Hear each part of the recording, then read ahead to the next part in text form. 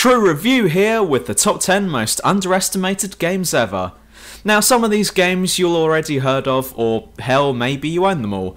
But these games are quite simply just not famous enough for their own good, and with that in mind, let's get this one started. 10, 9, 8, 7, 6, 5, 4, 3, 2, 1, ready or not, here we go. Cryostasis. This 2009 game from Mother Russia is set on the Arctic icebreaker known as the North Wind. Despite this game getting very what the f*** at times, its setting and atmosphere is completely unique and adds new elements to the survival horror genre. In the cold and chilling corridors, literally, the player must take all measures to survive the horrors of the ship and must defend themselves from freezing as well, taking advantage of heat sources whenever possible. This adds a whole new level of desperation to the game, in which we find ourselves fighting for survival in more ways than one, and despite the ending confusing the hell out of me, where the producers decided to throw all concepts of sanity out the window, this game is really well done and deserves to be more known than it is already.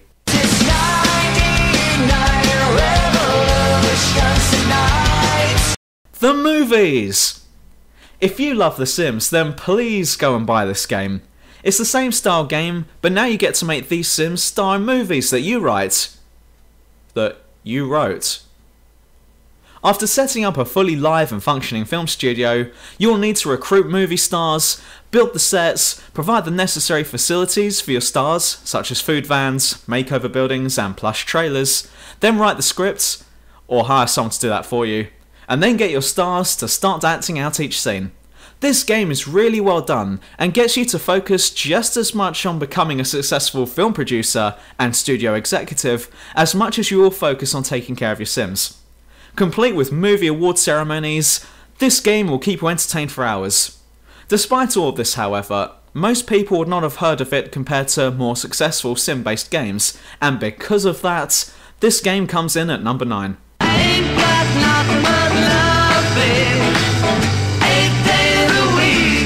Clive Barker's Undying. This game is on here purely because it didn't sell well. Although being a brilliantly done game, this one didn't get the attention that it so desperately deserves because it wasn't rubbed in the public's face. Despite a lot of gamers not being a fan of horror games, this one is really well done, and I think that most people could appreciate that. But the fact remains that it's not well known because not everyone has been made aware of it. This is a prime example that not all good games become successful. Lane Goodman. 7! Project 02. Some of you may also know this as Fatal Frame 2. This game is one of the more famous games on this list, however, it's still not famous enough. This is the type of game that everyone should have a copy of, or at the very least, have borrowed it off of a friend. Taking you into a dark and surreal village from which there is no escape, you must defend yourself from the dead, who can come at you at any time and from any angle. The entire game is dark and grey and makes you feel just that much more uncomfortable being there, and being glad that you really just sat in your room and not having to deal with that shit for real. This is another example of a really well done game not being that well known, and although it's famous enough amongst most hardcore gamers, it's just not famous to those people who play nothing but Call of Duty and the latest FIFA.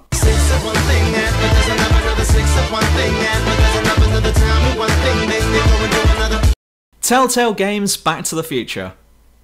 Perhaps one of the only exceptions to the rule that all games based on films are mediocre, with the exception of GoldenEye and maybe X-Men Origins, though barely.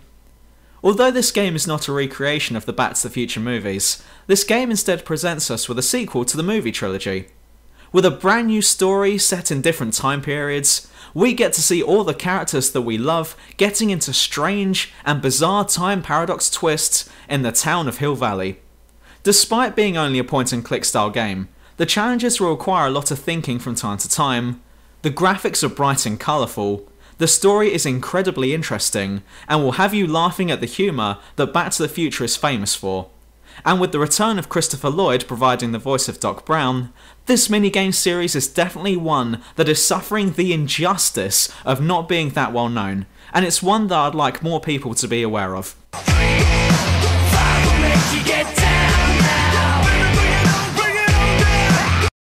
Chronicles of Riddick: Escape from Butcher Bay. In fact, I'd recommend you'd get Dark Athena, but not for the Dark Athena game. That one wasn't that good. Cheers, Atari. However, it does have a digitally remastered version of the 2004 game Escape from Butcher Bay. This game isn't as well known as it should be, purely because it was developed by a small and relatively unknown Swedish company called Starbreeze Studios, though Starbreeze have gone on to become quite a reputable company. Showing off some superb graphics and a storyline that will have you locked in until you finish the game, Escape from Butcher Bay will have you playing as everybody's favourite mass murderer, Richard B. Riddick. The B stands for bastard. This time, Riddick's been captured and has been sent to the universe's most dangerous and rough prison known as Butcher Bay. The maximum security slammer is tough, full of brutal hacks and inmates that want you dead. It is said that there's no escape from this prison, but you're going to prove them all wrong. This game captures everything that is good about being Riddick and hands it to you on a platter. This game is quite famous, but not by enough, and it's time we all go out and get a copy.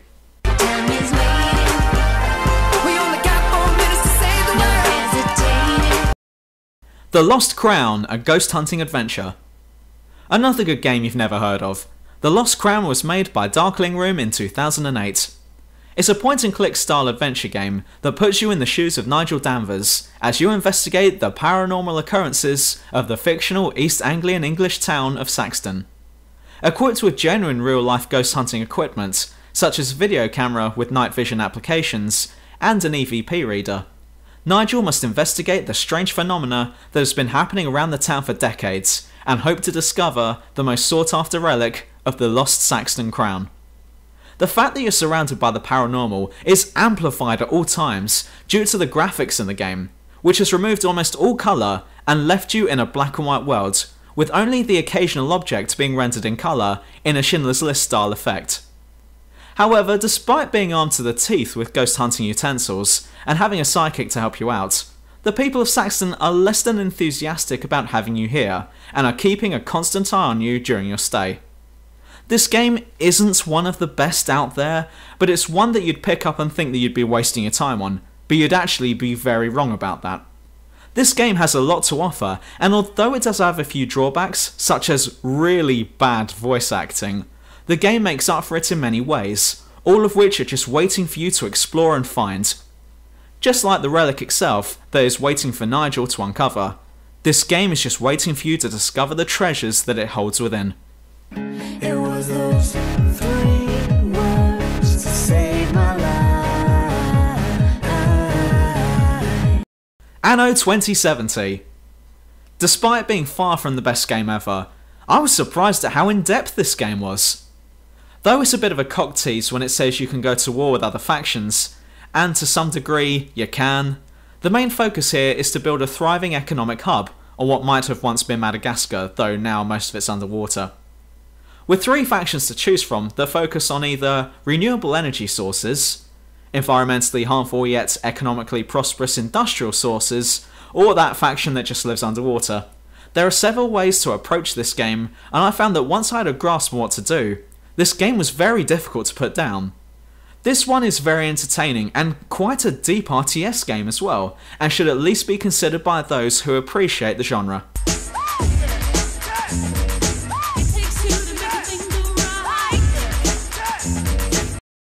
System Shock 2! Another game that some of you will be familiar with, but you have to admit that the vast majority of gamers nowadays will not have even played the super freaky and mind-blowing sci-fi known as System Shock 2. This game was so good that no one really cares about System Shock 1 anymore, though I found that game alright too.